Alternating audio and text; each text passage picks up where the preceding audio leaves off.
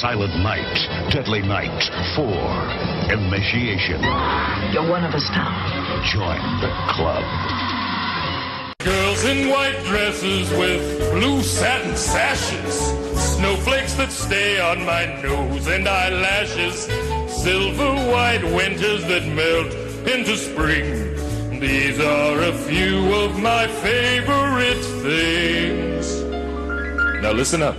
Welcome back to the Festivus series, where we cover all of your favorite Christmas movies, including Jingle All the Way, Silent Night, Deadly Night Part 4, Lethal Weapon, and more.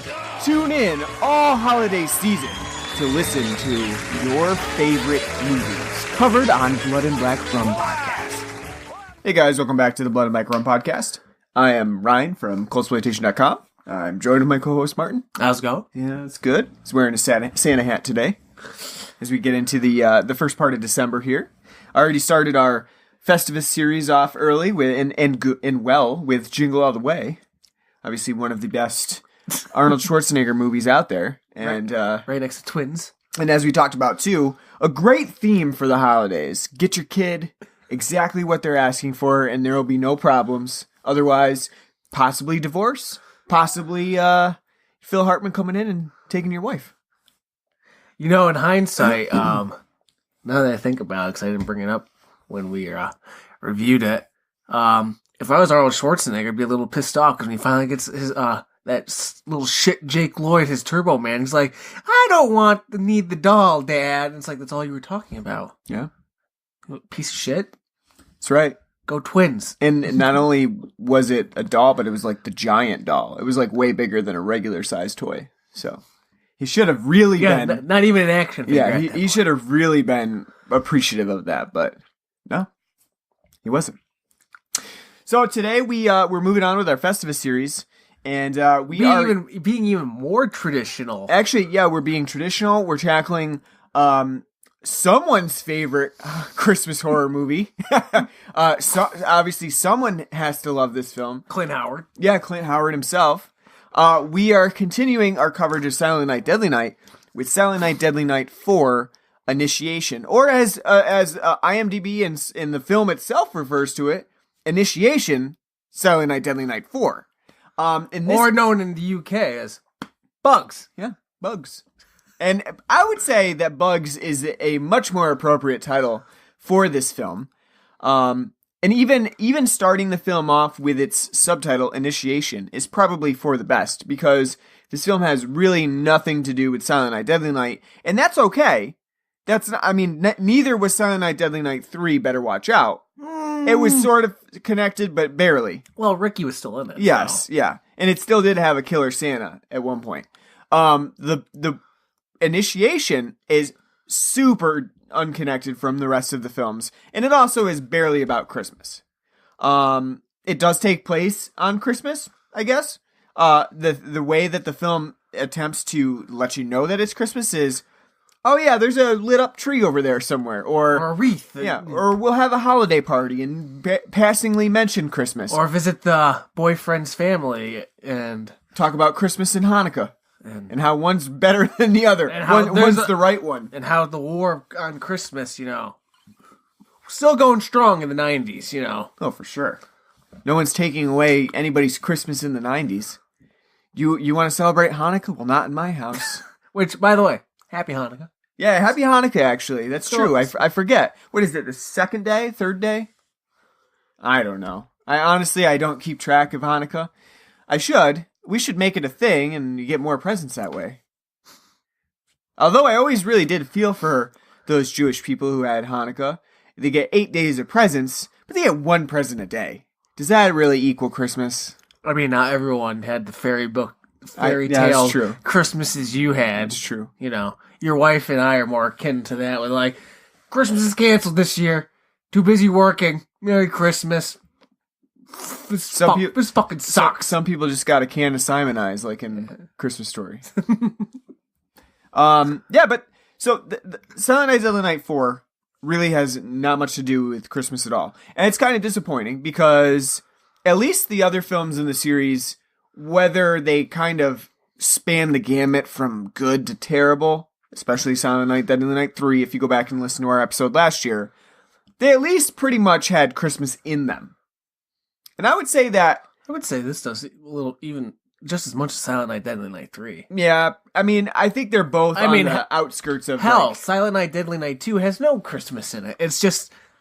We're gonna rehash the first film and now, and replay and then have Garbage Day. True. I mean, but I would say that the Christmas aspect of it does take up a vast majority of it because obviously most of it's told in flashback sequences. And you're seeing why Ricky's freaking out because of Christmas, but I think probably 4 has the least amount because for the longest time in this film, it really Christmas is not a thing. People are picnicking outside.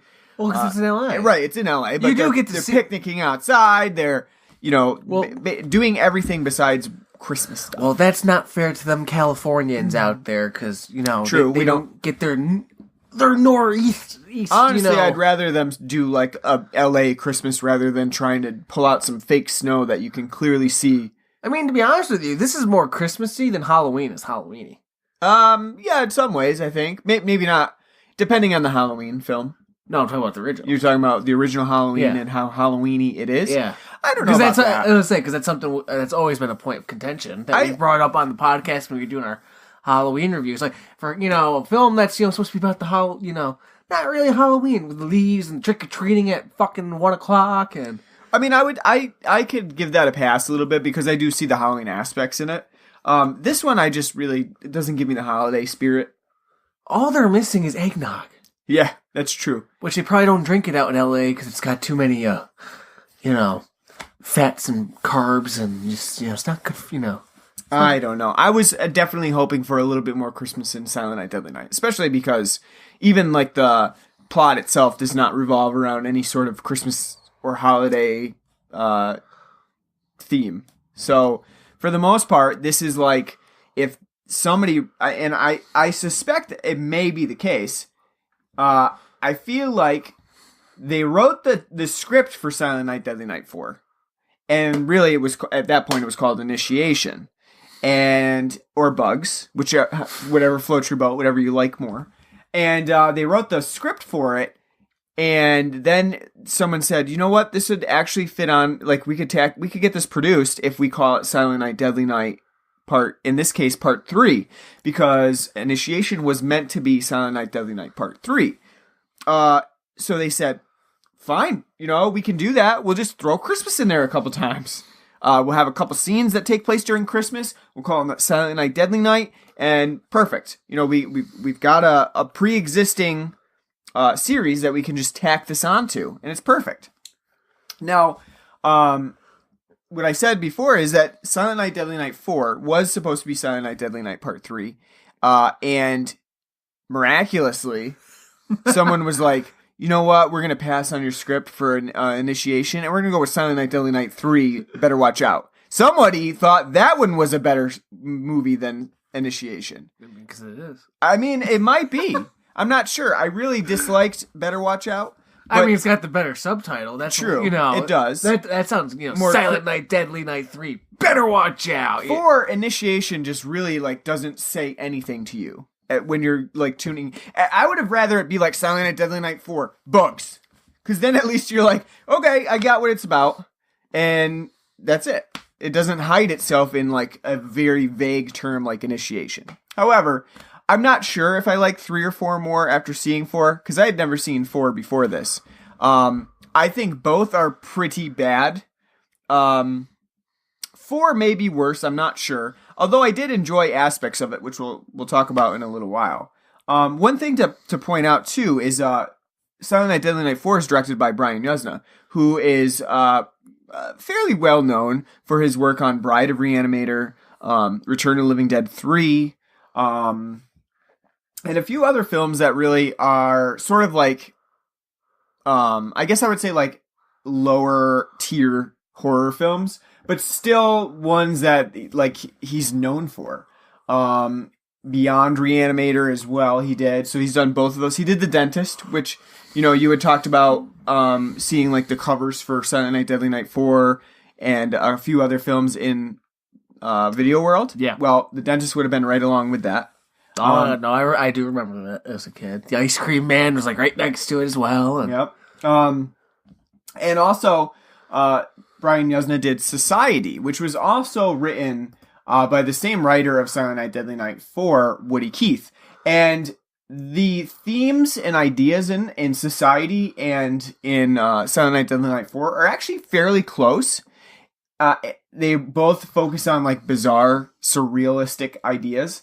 And what is up with this whole late 80s to mid 90s like cult horror fascination? What do you mean? It's a trend I'm starting to notice that we've done in the podcast of cults, just like these like Lovecraftian. Oh, you mean like, literally cults? Yeah. I thought you meant like not people like no. cult fans of like these films. No, because this is not a cult film. It's not really. It's literally actually like really been left behind. This is literally the niche of the niche of the niche. You know. I mean, obviously people know about it because of the franchise Silent Night, Deadly Night. But do people really talk about Silent Night, Deadly Night 4 Initiation? Not really. I mean, and better watch out too. As we're gonna probably find out from this episode, what's there really to talk about? But no, I'm talking about in general though, because it does seem like the obsession with actual like cult. Yeah. Groups in the films. Like Lovecraftian, like, cause this film, we've already done, John Carpenter's, In the Mouth of Madness? In the Mouth of Madness. Yep. It has, Cult town, basically. A full village, that's basically like a Lovecraftian village. I mentioned The Craft when we were watching this. Mm-hmm. Yeah. There's a couple other that we've actually done that I'm like drawing a blank on right now, but it's like a trend that I'm noticing. It's not just those like couple of movies, but yeah. You should be able to like off the top of your head right now think of them, The Faculty would be a cult. So I mean, it's a little bit different style, but in the same vein of cults. Yeah, I mean it's a thing. It's definitely something that especially in Halloween 3. And and honestly, it doesn't really surprise me either because Brian Yuzna is pretty well ingrained in the Lovecraftian territory. Well, with Reanimator. Because he did Reanimator. He also did Dagon as well, which would have been another Lovecraft film. And again, I don't want to slight Brian Yuzna in case he's listening to this, but he's not that great of a director. Most of his films are really not that good, in terms of artistic merit and things like that. I think people like Dagon for different reasons because it is so ridiculous, and Bride of Reanimator and Beyond Reanimator have their fans as well, but he's not that great of a director. And I think we see that for the most part in Silent Night, Deadly Night 4 Initiation, of things that really happen and they just kind of like seem to randomly happen and occur throughout the film. And you're right. I don't know how much we're actually going to get out of this episode in terms of like what we can talk about critically. We might be able to joke about some of the things that occur, but critically talking about Initiation, it sort of like defies criticism, really. It's more of a like, that happened and I don't know what to say about it. So we'll do our best though as we go through. We'll take a break for a second, though, before we get more into Initiation, and we'll talk about the beer that we have on the show today, because Martin did pick up a special beer, even though we said we really weren't going to even do a beer this time, because I'm trying to watch my figure. Yeah, me so too. I'm cutting down on the beer. Me too, but I'm switching over to gin and tonics for the holidays. Cranberry gin and tonic. You put a little bit of cranberry in there, you get the splash of juniper from the gin. It's very holiday-esque. So, give that a shot, though. Seriously, for your holiday beverage. And health. Yeah, I've just switched to Miller 64. I'm just kidding. No, I haven't, but... Well, what'd you get? Why did you get it? Well, today I got 21st Amendment's Brew Free or Die IPA. Because as we record this, December 5th, it is National Repeal Day. Mm-hmm. Because that's the day the 21st Amendment got passed. Hence, the brewery's name. See, it's so funny because sometimes we miss out on like major holidays on the podcast, things like that. And yet, we can remember to get a beer that commemorates National Repeal Day. We're amazing. Which is We're funny, amazing. Which is funny too, because when you were, I asked you, I'm like, oh, do we need a brew for the podcast? And you're like, no, I'm watching my figure. I'm like, great, can't wait till we rename the podcast the Temperance League. I didn't say it. I said I'm not drinking beer. I could drink a vodka tonic. A lot less calories. Hit the low calorie tonic. But they go diet down, tonic. They go down too quick. They do. As I was finding out at our friend's wedding a month ago, by just have another, sure. This is fun. Why not? Easy. Yeah, they go down quick. But yeah, no, I got the 21st Amendment brew-free IPA. One, because out of the beers that we get from them around here, it's really only that and their watermelon beer. Yeah, and sometimes the black. Well, they do have a 15-pack now, which is like a variety. It's got like the black IPA. Yep. The brew free and a couple others. But even though the watermelon one's technically only a seasonal, see it around a lot. I see it all year round, Yeah. and I'm not a big fan of watermelon to begin with, let alone my beer. So I went with their brew free IPA, which I've had before. It's been a long time since I've had it, though. To be honest with you, I think it's probably the only beer I have had by them. The only time I've really tried their stuff is when we go to Beer Fest in Saratoga. Mm-hmm. So I haven't had this in a couple of years, and so I said, why not? Picked up a 6-pack of it, and to be, kind of fit what we're, the holiday today. Patriotic, sure. Picked it up, and I like it. It is a little misleading, though, when it says IPA, because it's not just an IPA. This is 70 IBUs and 7% alcohol, so it's basically a double IPA. Close, yeah. And you can definitely taste it when you drink it. The first one for me was kind of like, a little too pine salty, which I'm not, and I do like hops. I do like the nice piney taste, but it really was tasting kind of overwhelming. Like, I'm drinking fucking pine salt right now. But after the second one, got adjusted to it and, enjoyed it. It's a pretty good double IPA. Because you thought, and you'll probably say when you talk about it, that, you thought the Azacca hops were in it, but when you looked it up, you saw what was in there.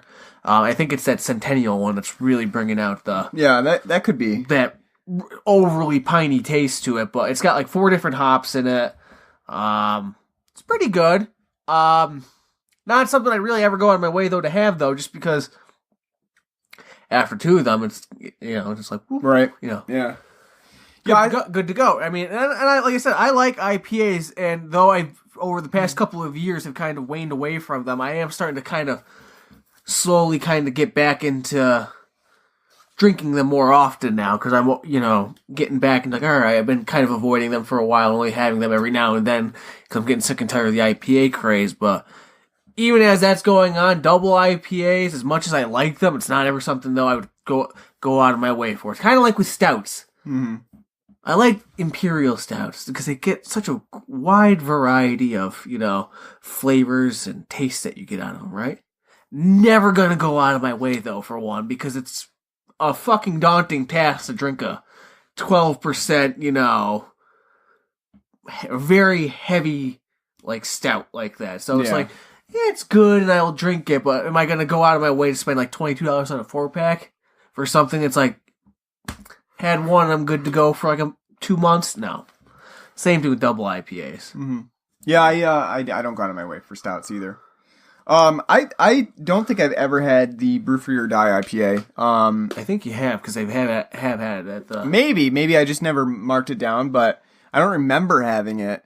But I thought it was really good, actually. I like the differing hops in there. I think that comes out fairly well.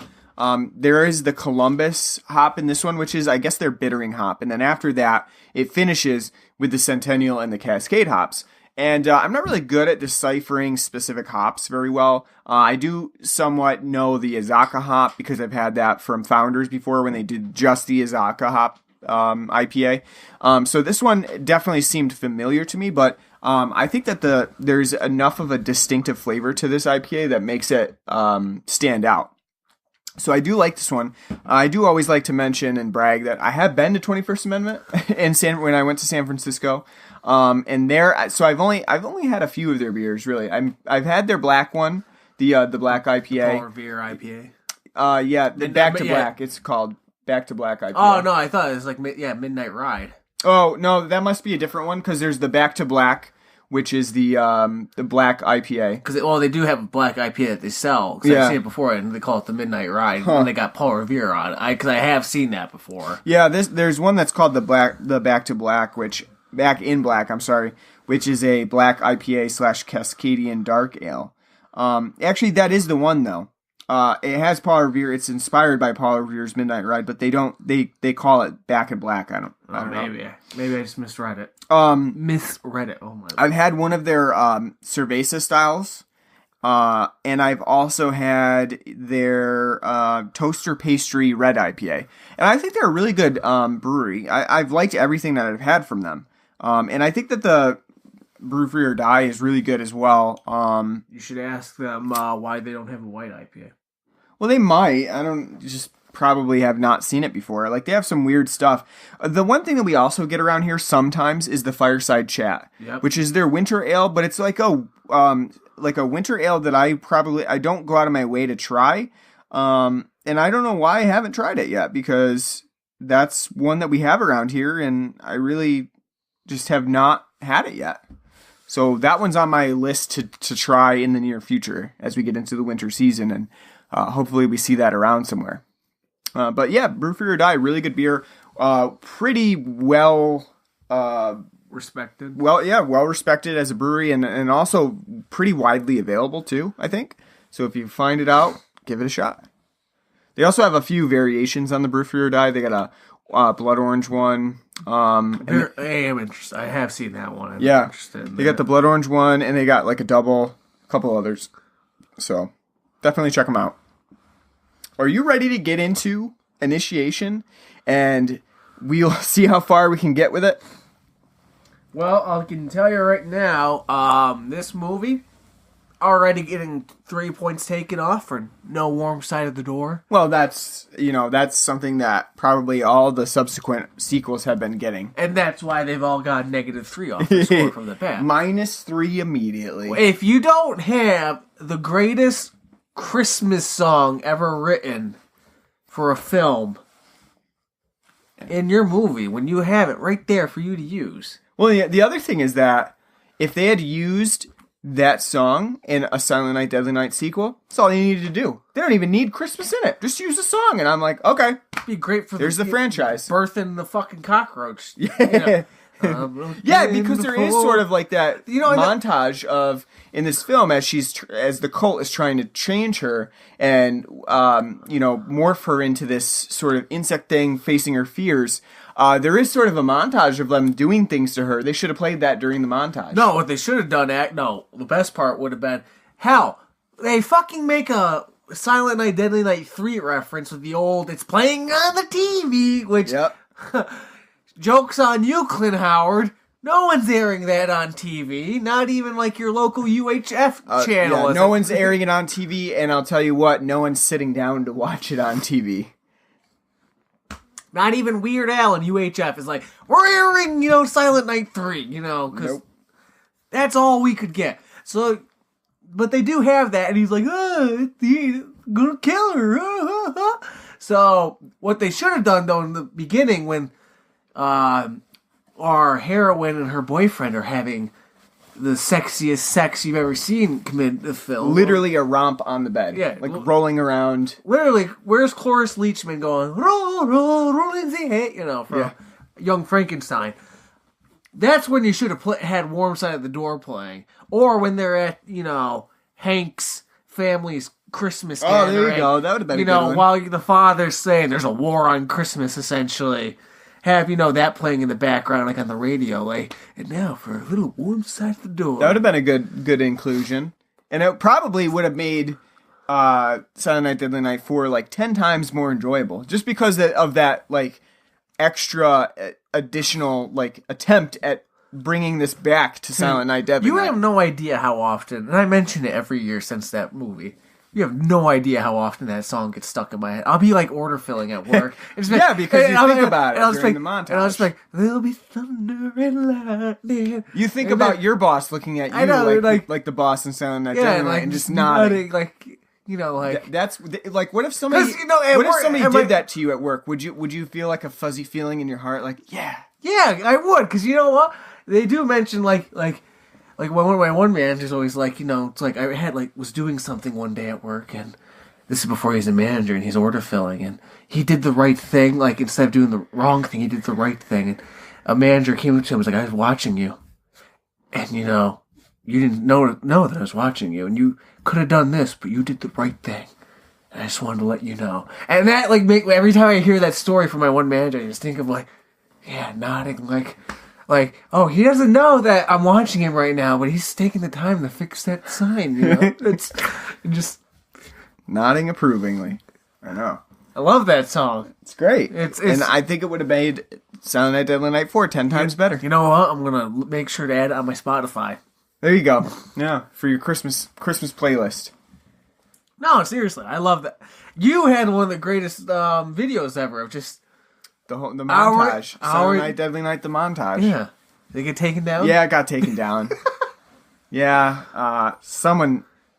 Ratted it out. Yeah, I don't know who it was. I don't know if it was like Anchor Bay or somebody that was licensing it. Yeah, they struck it down for copyright. They should make that like the ultimate cut. Put it on the Blu-ray. Like, here's the ultimate cut. They really should. Deadly They Night. really should. Just have it be... Just give me credit and then we'll be all good. So one thing I want to start out with for Silent Night, Deadly Night 4. For a direct-to-video movie, Yeah. two well-known actors kind of in it. Oh yeah, that wasn't what I was going to start with, but we can talk about that right now. I mean, Clint Howard really made a name for himself in the late 80s and moving more into the 90s and even now, of just turning up in random horror shit. Just, you know, it could be the worst movie possible. He's in Ice Cream Man. Clint Howard turns up in it. He did that a lot, and especially like in these like direct to video '90s films. And it makes sense though, because he's Ron Howard's brother. Yeah, That's what it's like. Oh, so it's like how am I gonna beat Ron?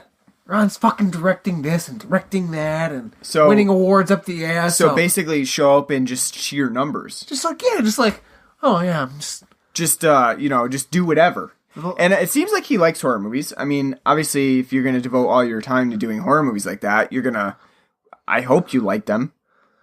Or either that, or he did one and somebody loved him for it, and they were like, okay, we're going to get him all the time now. He's great in them. Or he's like, easy money. Yeah, that's probably true. I mean, though, how much money is really going to be made on Silent Night, Deadly Night 4? Well, if anything, I'm going to take a point away from him for voting for Ted Cruz in the last presidential. Oh, did he? Yeah. Ouch. That's rough.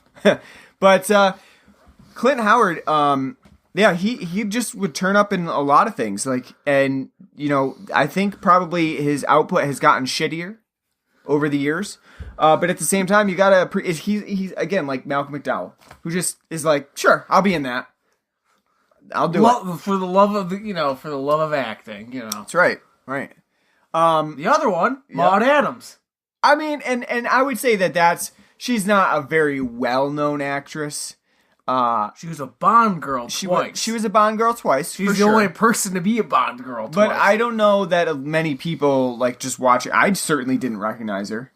It took a minute as I'm getting old and curmudgeon-y, it did take a little bit for all the neurons to connect on that one. I'm like, I know who that is, and it's driving me crazy. Yeah. And then didn't stand out to me, but you're right. She was in a couple Bond movies, and she's been in a couple other things as well. Nothing really major, but yeah. I mean, for a direct-to-video movie, I guess she's not a bad actress. She's not a bad actress. She just in fact, she's one of the better parts of this movie. Yeah, she just doesn't get a whole lot of stuff to do. I mean, she's really just forced to be this very blatantly somewhat evil person. It's never not clear that this lady's got something mysterious going on. but she just never is really given that much to do in Silent Night, Deadly Night 4, so I can't really blame her acting particularly. It's more probably the directing and the writing overall and story. and the story itself that's really just doesn't give her just much. things happen. Things happen. This person combusted. I'm gonna be the investigative journalist. Yeah. And we'll see where it goes. And then it's just this is where it goes. Yeah, the whole opening of this film, which we talked about a little bit, the rampant tantric sex that's happening in the beginning of the film. After that, they're noticing that this woman has jumped off the building. She's on fire. She obviously dies when she falls onto the ground. And no one has really seen this activity occur besides Ron Howard, and he's Howard. Yeah, he's Ron Howard, and he's basically a bum on the street. So yeah, Ron Howard. I didn't know Ron Howard. Ron Howard. Clint Howard. Clint Howard is basically a bum on the street, and he didn't really, he didn't say anything. But he was really pissed off that fucking half-eaten burger he found, no cheese. Yeah, no cheese on it. Really? If I was scrounging for food, if I was scrounging for food in the garbage in the streets, if I found a fucking burger, I'd be praying there's no cheese on it. At least it's God, that's true. Because it's do you really want like moldy, nasty cheese? No, I'll just take the bread and the beef. No cheese for me. I'd rather not risk it. Yeah. Pray until somebody got the Whopper and not a Big Mac. But after these people see, they learn. The police obviously investigate this murder / suicide, whatever. They're not sure what it is. Kind of. But I think all they did was do a chalk outline. Yeah. In the most stereotypical this is what they used to do. Do you remember that in L.A. Noire, Cole Phelps, when there's the dead body? Someone drew it. No, I don't think that was ever a thing. I think it's something Hollywood kind of. Yeah, basically, it's just came up with oh yeah. But the thing is, in that entire investigation, somebody just comes up with this random fucking idea that this must have been spontaneous combustion. You know what they were doing? Watching a little bit too much of Robert Stack's Unsolved Mysteries. Yeah, I mean, I remember distinctly in one episode of Unsolved Mysteries where a lady was sitting in a chair and spontaneously combusted. I think I remember an episode. Yeah. It's not exactly that one, but it was an old man. Yeah. An old man just and Robert Stack's and they never found out what happened. Yeah, it used to scare the crap out of me, you just spontaneously combust. But in this film, there's no evidence to support that she spontaneously combusted. Somebody really jumped to conclusions to say she spontaneously combusted. There couldn't have been a trail of gasoline up there that got set on fire from afar that no one saw, or maybe she set herself on. Maybe she set herself on fire. Maybe she was smoking and accidentally dropped a cigarette on herself and set herself on fire. What did she do? Douse herself in kerosene? No, she probably had some ridiculous nylon wool shawl that was caught fire immediatally. That doesn't make sense because our heroines' pants are the fucking and parachutes, and everybody's got some either permed or hairsprayed hair, so she probably would have caught fire quickly. But that's the thing, though. Where does spontaneous combustion factor into that? That's not, any good police officer's not going to immediately say, well, I can't figure it out. It must have been spontaneous combustion. I do remember that being, a big rumor, though, in, the 90s. That could happen.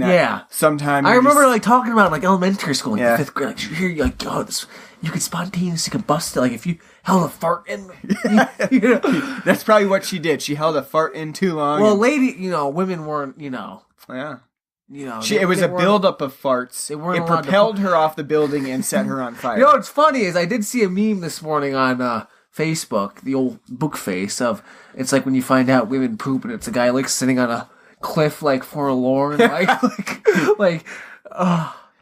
do? Yeah. So I get to again, that fits the whole 90s thing because, yeah. There's a lot of 90s-esque things going on in here. But you're right, things in Silent Night, Deadly Night 4, things just happen. You just go along with it. Nothing really makes much sense. The biggest thing that comes out of this film is the theme that it's a boys' world, the boys will be boys, and there's this woman on the outskirts. She's a reporter, she's not getting jobs. This is 28, 30 years ahead of its time. That's right, of this... I commend it for that. It's sort of like you said with The Craft. It is in similar style to The Craft in that you have this, empowered group of women who are trying to do that to others, and at the same time maybe accidentally setting them on fire or having them birth giant insects. But at least they're getting empowered by it.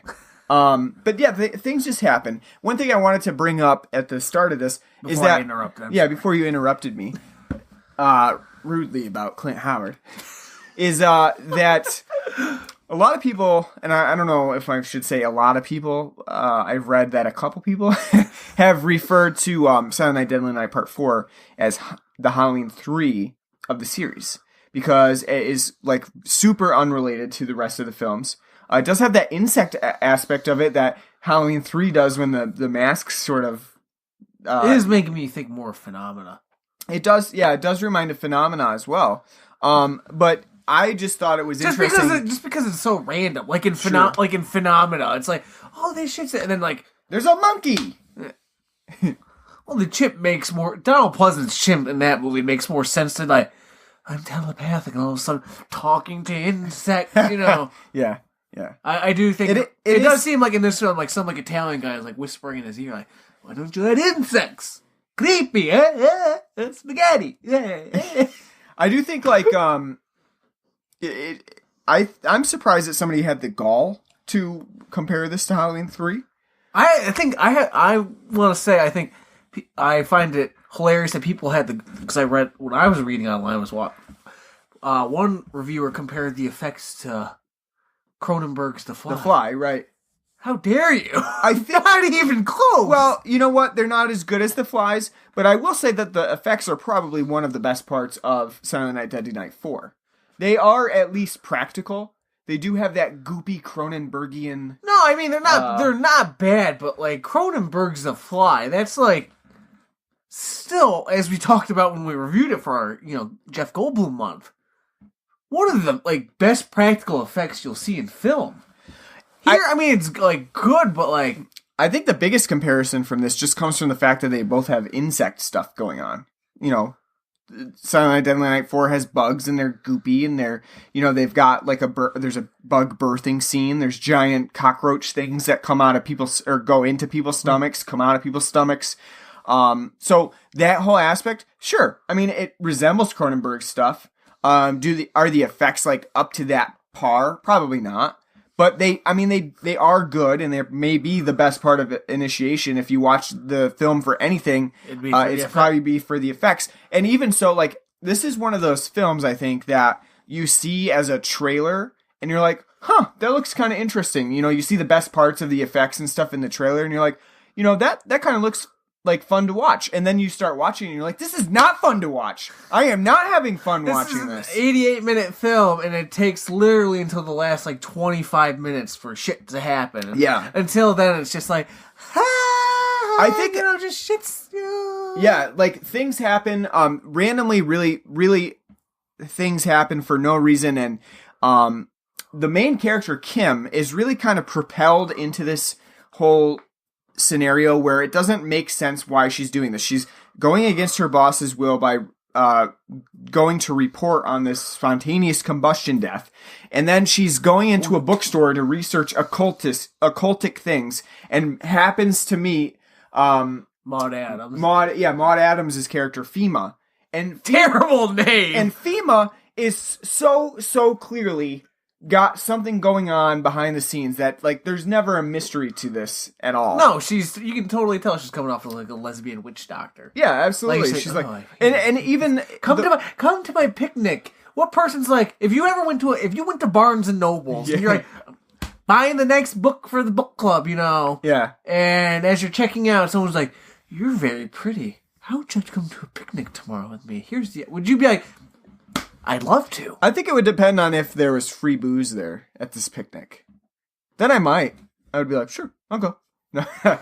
But yeah, no, it is weird. But the weirder part is she buys the occult book, and then Fema tries to offer her this Initiation of the Virgin book, and she's like, no, thanks. And she's like, no, I insist you have it. She's like, no, really, I don't want it. I don't want to pay for it. And she's like, yeah, but it's free. And she's like, no, I still don't want it. And it's like, at that point, there's no more mystery how would you like this themas? And how would you like this date? Which I look, it's dates that she had.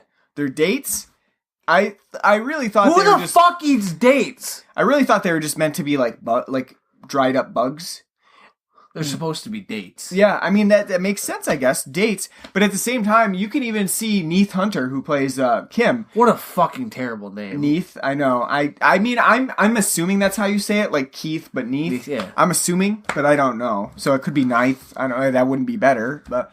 No, that'd actually be worse. Yeah, you could just see when she's chewing the date, she's like, "This is fucking terrible." Like that was the authentic reaction, and maybe one of the best reactions we get out of Neith Hunter in the film, of just her chewing the date and being like, "Oh, I'm just trying to get through this right now." Because I was like, "Is it a prune? It looks like potpourri goop shit." Like yeah, they don't look appetizing. No, and you were saying, when you go to a bookstore and you see this really unappetizing piece of shit in a bowl, do you just grab it? Like, I'm starving. I know. I haven't eaten. No, okay. I'll take whatever you got. No, I'll wait until I go to In-N-Out Burger. You have In-N-Out Burger in L.A., right? Right? I hear it's pretty fucking good. I wouldn't know. I live on the East Coast. Yeah, I definitely would not be like just taking this glistening turd from this bowl. And again, this is not like another reason why I could never live in California. Who the fuck is like running around like, got a snack? Yeah, I got some dates. Healthy dates. They help you poop. Like, maybe I'm just, like, too white trash for that kind of crap. Like, I still don't really understand the reasoning behind why she needs to eat the dates. Because they make it a pretty big plot point that she eats it in the store and then they feed it to her after she's been... I guess it's part of, like... Well, the whole part of the... Well, not part. The big problem of this plot is they don't really explain how they're Maud Adams and her... gaggle of, feminist, feministic Stevie Nicks occult women, how their witchcraft works. No. It's just shit happening, so you don't understand. Are the dates actually bugs, and, they're, burrowing into her stomach? What's going on? Or is it her reading the book? Because sometimes she reads the book and then insects just appear in her house. I know. Is she hallucinate? How does all this work? We have no fucking... Shit just happens. Yeah. And the problem with Woody Keith's script is really that I understand what they're going for with this, and I understand that they want it to be, surrealistic and sort of gross. Oh, that's another thing the bugs were kind of reminding me of. Naked Lunch. Yeah. The Burroughs book. I haven't really. Yeah. I only read parts of it from my college roommate who was like, "You gotta check this out. It's like how disgusting and shit this is." But I have seen clips of the actual movie, and there's fucking anus bugs and shit. So that kind of reminded me of in this. There's anus cockroaches running around. I mean, I get what they were going for, and they wanted it to be abstract, a little surreal. They wanted it to have that body horror that I'm pretty sure probably they were influenced at least by Cronenberg, if not. Matching Cronenberg. So I get that idea. And I get the idea that, they're trying to empower her as a woman, by making her face her fears. And the fear is manifested as a bug that she is first impregnated with and then spits out. But again, why? But, yeah, but why is it a cockroach that manifested fear? What's her fear? We don't know what her fear is. Is it the fear of the bug? Or her fear is her fingers getting all jumbled together.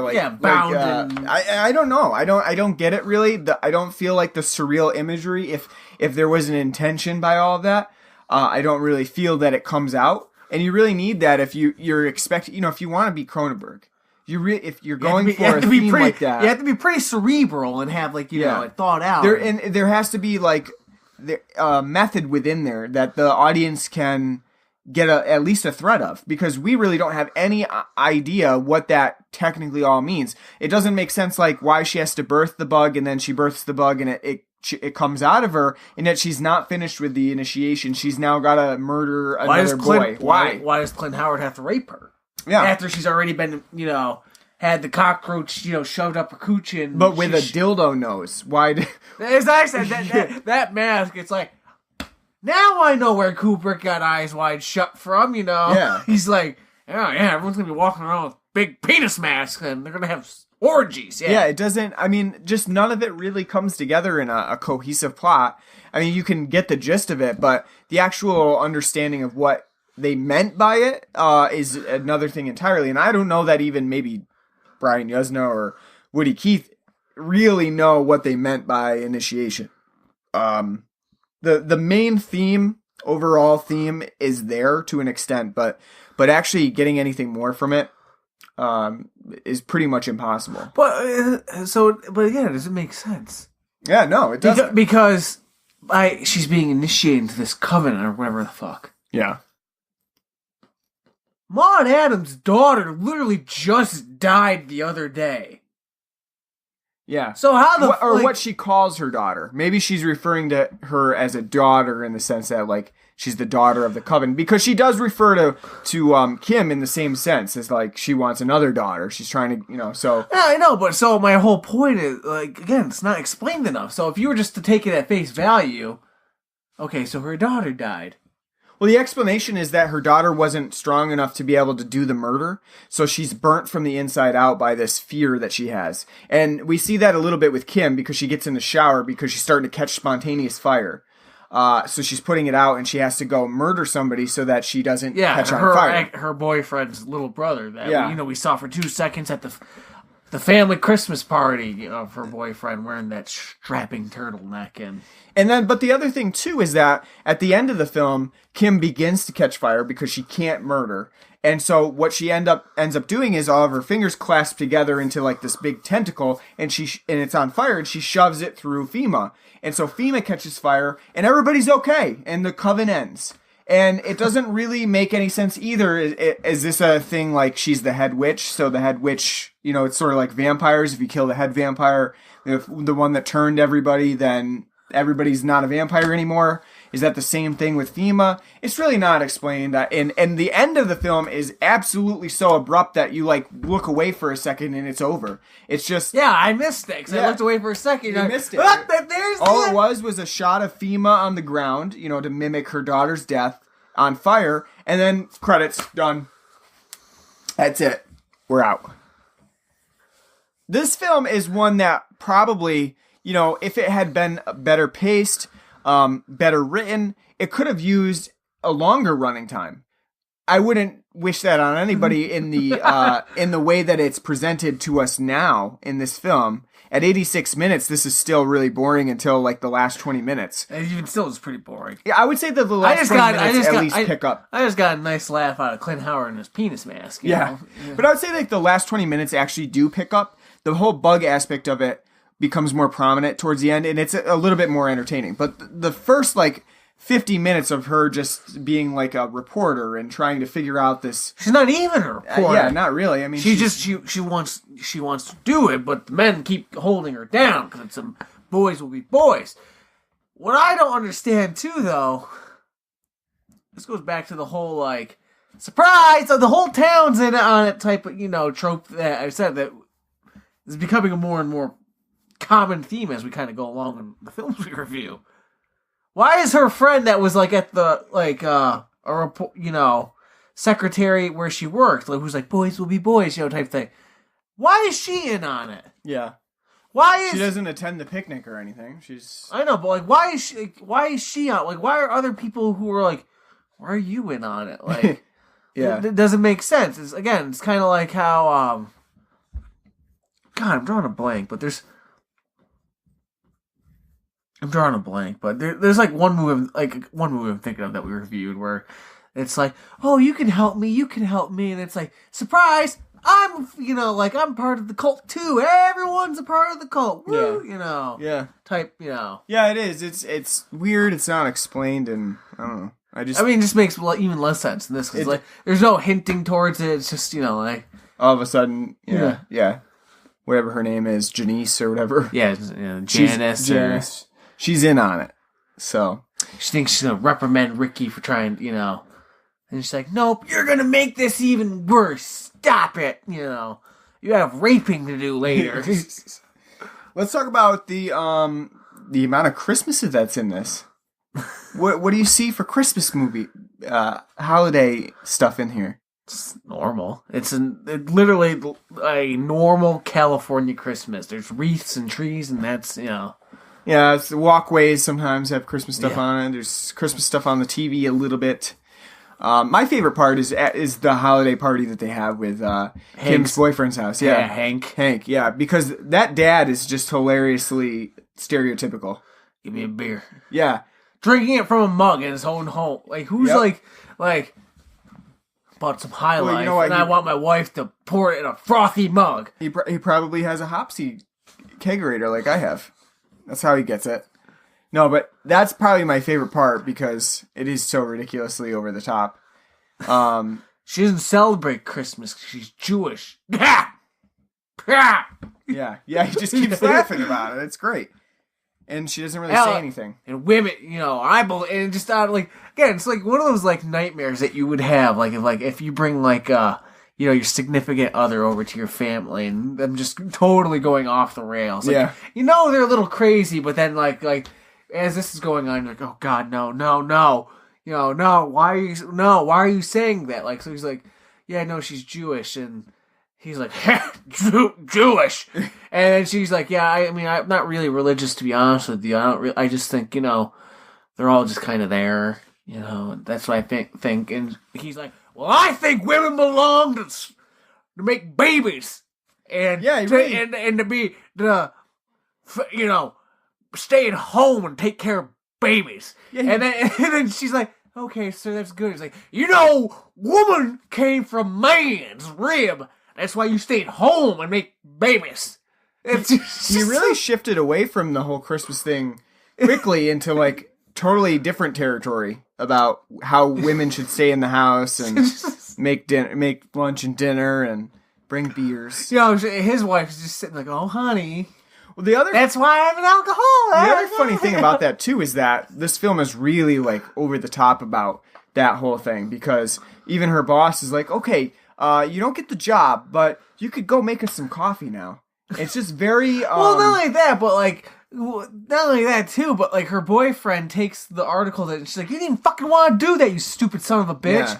And then he's like, she's mad at me. I'm not going to have, roll around sex with her anymore because of it. So then when they get back to the office, the guy's like, you're not supposed to do that, but... we decided, that maybe you can do that if it doesn't interfere with your womanly duties here. And as he's saying that, her boyfriend's winking at her, hey, I told him you should have it, hey, did you? You only got that because I put a word for you. Yeah. It's great too, because when she's upset with him, he's like, calm down. I'm gonna start feeling your ass now, to make you feel better. That'll calm me down. And she's like, quit that shit out, Well, she tries to commit suicide, and then they end up having sex after. Right directly after. Oh, that's because she's, possessed by the bugs. Yeah. I think that's more like the bugs. No. Because she's acting out of character. No, for her it is, but for him, he's not like, you nearly took a huge overdose of pills, and now I'm going to have sex with you? There's no, second... He's like, well, I'm getting some, so... It's great. Let it go. It's great role play. I'm gonna try to poison myself, and I stop you, and then she's like, "I'm gonna fuck your brains out." He's like, "All right, yeah." Which, by the way, that's verbatim of what I just said. She's like, "I'm gonna fuck you now." She hasn't talked like that before. She's like when they have sex. It's the empowering aspect of the bugs. Yeah, but she's like, "I'm gonna fuck you now," and he's like, "Go for it." Go right. I don't have to roll this time. Yeah. Awesome. Go right ahead. I'll take a nap. How about that score? Oh yeah, you think the score is super annoying, don't it's you? It's fucking dreadful. Yeah. Oh, it's like it didn't really bother me that much, but for you really couldn't stand the whole whoosh whooshing every 3 seconds. It's like you're fucking like a Zelda game, opening a treasure chest, da da da. It's the same thing in here. It's like. I noticed something. It's like wind chimes. It's not wind chimes, but they're not wind chimes, but it's. Oh, fine, a shitty Casio keyboard. It sounded like it's supposed to be like a wind chimes, Yeah, it's that very stereotypical horror movie sting. Yeah, it's fucking terrible. I didn't really notice it that badly. But you're right. You would use that like a noise sample. True. But the thing I did notice is this direct to TV movie has many cut to black scenes of like it. It reminds me of like the TV movies, the Saturday TV movies, where like we'll be right back with the conclusion of and they would actually, you know, they would have to kind of talk it up here, so they'd be like, we'll be right back with the thrilling conclusion of Silent Night, Deadly Night Part 4. And like they used to do that all the time with Saturday movies on, you know, like UPN and some of those channels. We now return. Yeah, and we now return, and those cut the blacks. Besides the rampant nudity throughout from Neath Hunter, that would be pretty, you know, easily done in a TV movie.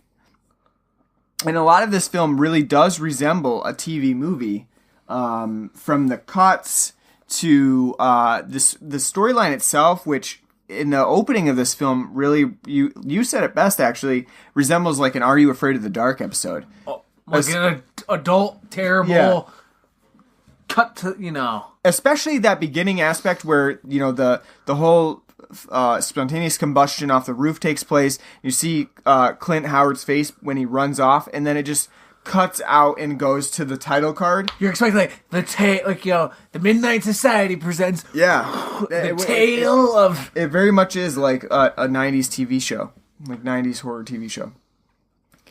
Other than that, that's all I got. I don't have anything else to say really about Silent Night, Deadly Night 4. It is, pretty fucking forgettable. Yeah, it's pretty forgettable. There's a reason why no one really talks about it. I literally have not heard anybody talk about Initiation. And even like Part 5, which we're doing next year, I have never heard anybody mention Part 5. Which actually is more about Christmas than this one. Produced by Brian Yuzna, and has Ricky and Kim in it in the fifth one, but they're not prominent, you know, actors in that one. But we'll get to that next year. Don't you worry. That's on the calendar. All right, so I guess we have to rate Silent Night, Deadly Night 4 Initiation, and I guess we'll do out of 10 cheeseless burgers. What would you give Silent Night, Deadly Night 4? I'll give it a 4. Yeah. This is fucking boring. For an 88-minute film, it is fucking dreadfully slow. At least it was only 88 minutes. I know, but even I said thank God when you told me, like, yeah, it's only like an hour and 28. I'm like, thank the fucking Lord. It's really painfully slow. I mean, literally outside of the effects and Clint Howard, even Maud Adams to a little extent, this is like so bland and pedantic. There's nothing like really egregious about, and that's the thing too. There's nothing like really terrible about this film, and except in the fact that not enough's explained to know what the hell's going on. So you're just fucking bored throughout it. Like even though Kim played, you know, by Neath Hunter, she's not bad, but at the same time she's really wooden too. Yeah. She's like given nothing to do, and she's kind of like throwing this LSD trip of a fucking movie. And like, hey, just go along with it. And it just doesn't make any sense. Yeah. Nothing makes sense. There's no motivation, as far as you can tell, until the very end. And again, it's very tenuous at that. The film just rambles on. It's just like, you know, going from one idea to the next without any real cohesion to it. I think if they did explain Maud Adams' coven a little bit more, and to what's behind the magic, why, and like what's, you know, their history, etc., make it a more interesting film. At least you'd have something to kind of get behind. But that's not there. It's just, there's cockroach bugs and anus bugs and shit like that. Shit's just happening. Clint Howard's got a fucking dildo mask on. You know. It's an uninteresting film. It's boring. It's pedantic. There's literally nothing interesting about this film. And that's literally the worst thing you can say about it. Because unlike, you know, some films that we reviewed on here that are so bad that they have some things that are enjoyable about it, there's literally nothing here. It's bare bones. Interesting ideas, I guess, but like there's nothing that ties them all together to make those ideas that are interesting. So I'd give it a 4 out of 10. And the score is fucking, to my ears, obnoxious with all its horror stings. Like I said, the acting's not bad, but overall, just the screenplay and direction itself is aimless, and so it goes nowhere. And so by the time you're done watching, you're just kind of like, what the fuck did I just watch? Yeah. I would give it a, I guess I would give it a 5 out of 10. I don't think it's too terrible. I think I actually like this one a bit more than Better Watch Out. A little bit more. So this one, while I don't think that it's good for the majority of the film, I think the last 20 minutes come together a little bit better, a little entertaining. They do resemble in some ways Cronenberg's The Fly, and though I don't think that the special effects are that good, they're probably the most interesting aspect of this film. Clint Howard is all right. He plays Clint Howard, and really, there's not much more you can ask about that. And I think that, some of the other actors in this are okay. There's no one really that stands out. Neith Hunter is all right. She has I guess she's the eye candy for this. She was a former model. Yeah, and that's pretty much it for this film. She's really not a great actress, but she does okay. Other than that, I think I just, enjoyed the bug aspect of it more than anything. The rest of it is pretty much not that great, I would say. And though I think that it's probably better than Better Watch Out, I do understand why this one is really not well referenced at all by most horror fans and people who like the Silent Night, Deadly Night series. So yeah, not recommended for Christmas. Not really a strong Christmas movie to watch. Go with Black Christmas instead. At least you got John Saxon. I was just about to say, Yeah. You got John Saxon's there. He saves the day. every time. Yeah. What are we doing next week? Which one? Well, seeing as I can remember Lethal Weapon, I don't know what the hell we chose for the fourth one. And now I think about it, we have enough for a 5. I have to look at the calendar. Because the last Wednesday of December for us when we were reviewing, it's going to be the 26th. So we have we have room for another one. Oh, I gotcha. So we're actually going to get in 4 in the right time frame. So we could do 5 that was what I'm saying. So the other one that we had, didn't we say we were doing? Did we say we were doing Santa Claus 2? Is either that or Home Alone? I think we should do the Santa Claus 2 because we did Santa Claus last year and it makes sense. Okay. So we could either do the Santa Claus 2 or Lethal Weapon next week. We'll hop back more into the Christmas spirit by doing the Santa Claus. Santa Claus 2? All right. Yeah.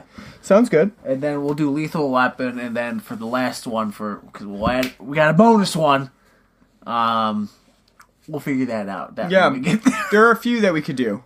We could do Gremlins. We could do... Does it have Phoebe Cates' tits? No. Okay, so we're not doing that. Yeah, no. It has Phoebe Cates. That's why that's... But no tits. So we can do Fast Times at Ridgemont High, then. Her dad dies. And Santa Claus in the chimney. We can do Fast Times at Ridgemont High. Yeah, so we could do Gremlins. We could do... I'm trying to think of some that aren't, just traditional... Gremlins is at this point. What? Traditional Halloween... Or, Christmas movie? Yes. It's well into the pantheon. True. I hear it mentioned all the time now. So, I mean... Because it does... I mean, Christmas is pretty prominent in that film. Oh, yeah. It's the main backdrop of the film. We could do Gremlins 2 instead. It's not the holster in it, baby. That one is not a Christmas movie at all. It's a parody. It is, but it's not a Christmas movie. There are a few, so we'll think about it and we'll see what we can do. We could do Nightmare Before Christmas, and I'll just fucking rip that film a new ass. Oh God, you don't like that one? It's overrated. I like it. I mean, saw it when I was 5 years old. Yeah, so did everybody. You know what? I like James the Giant Peach better. No, no. All right, so we'll be back next week with the Santa Claus 2. Does that have a subtitle, or is it just the Santa Claus 2? No, it does have it. I thought so. I thought it did, but I couldn't remember. All I'll look it up right now. No, it doesn't. It's the third one that does the escape clause. The escape. Yeah, that's right. Okay, so it doesn't have a subtitle. All right, good to know. We'll be back next week. You can find us on iTunes, Stitcher. Can we Apple. just do? I'd rather do the third one because it has Martin Short. Yeah, I know, but we have to do the second one just because. Find us on iTunes, Stitcher, Apple, or Google Podcasts, and any other podcasting app that you use. We are on Facebook, facebook.com/Blood and Black Rum Podcast. On Twitter, at Blood and Black Rum. We have an email address at bloodandblackrumpodcast@gmail.com if you want to let us know what you think about the show. Make sure you leave us a review and star rating for any of the podcasting apps that you use. And then also, we have a patron page at bloodandblackrumpodcast.podbean.com where you can donate to our show. $1 a week, or $1 a month actually, gets you all of our episodes 1 day early. So keep that in consideration and help us fund the show. Thanks a lot. We hope you have a festive season as we continue our Festivus series. And we hope to see you back next week for the Santa Claus 2. Take care.